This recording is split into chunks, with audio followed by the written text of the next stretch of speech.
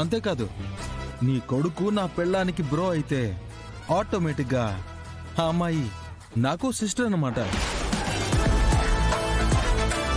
అప్పుడు నువ్వు ఆటోమేటిక్గా మామయ్య అయిపోతావు. ఇదిగో మామ, బామ్మర్ది పెళ్లిని నువ్వే అల్లరి చేస్తే ఎలా చెప్పు? ఇదిగో వాళ్ళిద్దరికి పెళ్లి చేసి. ఏంటి నువ్వు చెప్తే నేను వినాలా? నేను చెప్పానని కాదు, ఇంతవరకు ఇదిగో నా పెళ్ళని చెప్పిందే. ఇది చెప్పిందైతే ఖచ్చితంగా వినాలి మావా. అసలు ఇది చెప్పడమే గొప్ప, అలా చెప్పడం ఇంకా గొప్ప. నా పెళ్ళని చెప్పిన మాటలు వింటుంటే అబ్బబ్బబ్బబ్బా నాకే ముచ్చటేసి తలే ఊపేయాలని అనిపించింది తెలుసా. నువ్వు పచ్చ జెండా ఊపాయి మావా. ఇదిగో లేదంటే నేను రెడ్ సిగ్నల్ జంప్ చేస్తాను. మరి ఆ తర్వాత జరిగేది అస్సలు బాగోదు. ఏంటి అంతేగా? ఏసేంట్రా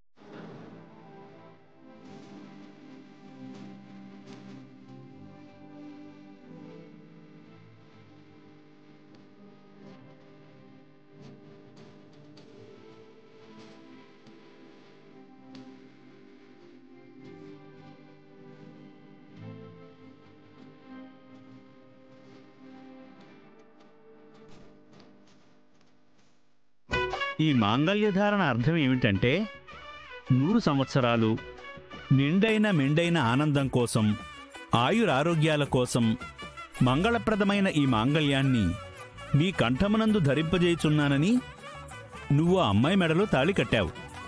ఇది చివరి వరకు నువ్వు గుర్తుపెట్టుకోవాలి బాబు.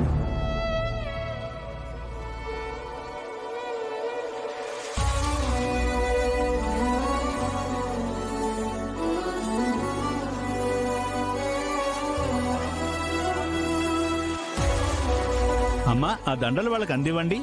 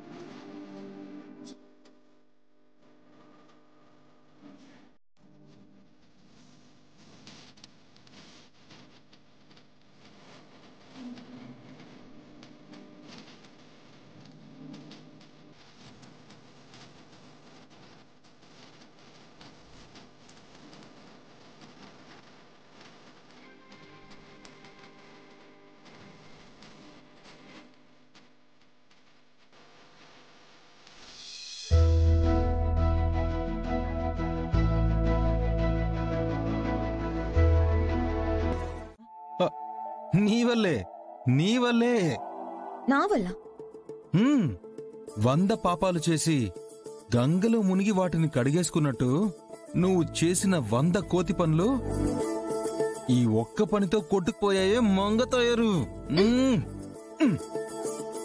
ఏ ఒక్క పని చేశావుగా పెళ్ళి. బా ఎంత గొప్ప పని చేశావు అని. నేనది గొప్ప అనుకునేం చేయలేదు. పెళ్లి కొడుకు వాళ్ళ నాన్న తప్పు చేశాడు అనిపించింది, అందుకే నా ఫ్రెండ్ కి సపోర్ట్ చేశాను. ఎస్, ఇది ఎప్పుడు మమ్మీ కూచిలాగా సమస్యను తెచ్చే నువ్వు ఒక సమస్యని తలకెత్తుకుని ఇప్పుడు సాల్వ్ చేసావు చూడు. ఫిదా అయిపోయానే. ఈ కాసేపు నాకు తెలియని నేను చూడని మ్యాగీని నాకు చూపించేశావే.